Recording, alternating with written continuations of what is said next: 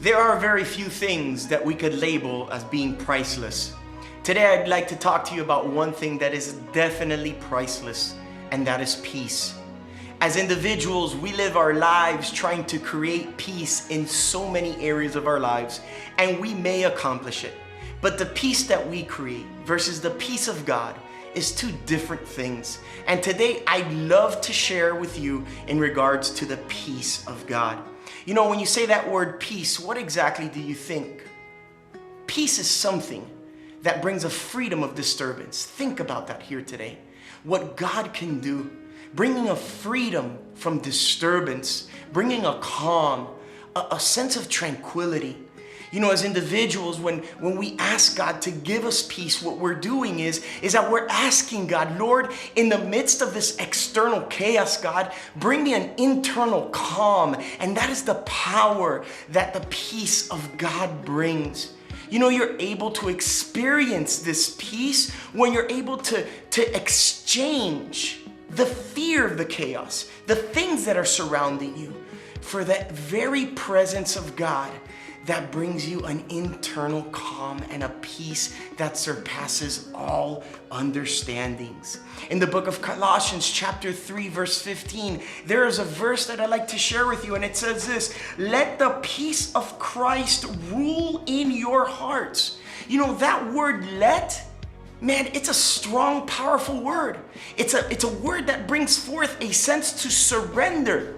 Have you ever seen yourself in a position where you're doing something and somebody is just urging, just let me try, let me do it? And you know, that definition of let is to let go. It's a sense to say, I quit, and there's nothing wrong with that. Because when we're talking with God, we're saying, Lord, I quit.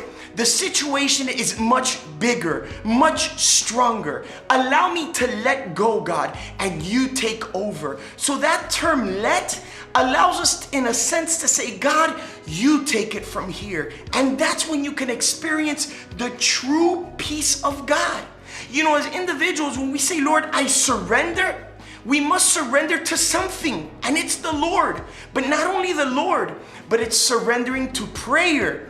You know, when we pray, it's a time where we talk to God and we share our concerns and we tell him, Lord, we can't, we need your peace. Another area that we could surrender is by reading his word. Reading his word allows God to talk to us. You know, the verse where it says, let the peace of Christ rule in your hearts, is pretty much saying, Lord, I let go, I surrender, let your peace abound. And you know, the verse also says to let it rule. Today, as we close this devotional off, that is a very important word, because we have to allow the peace of God to rule. You know, that word in its original context is umpire. You know, we must allow God's peace to make the calls, and we must be okay with that, understanding that he is a God who is in control and he has good for us. So today I encourage you to find true peace, not a peace that you can create that will be temporal, but a peace that will last for eternity. May the Lord bless you, and may you be filled with his everlasting peace.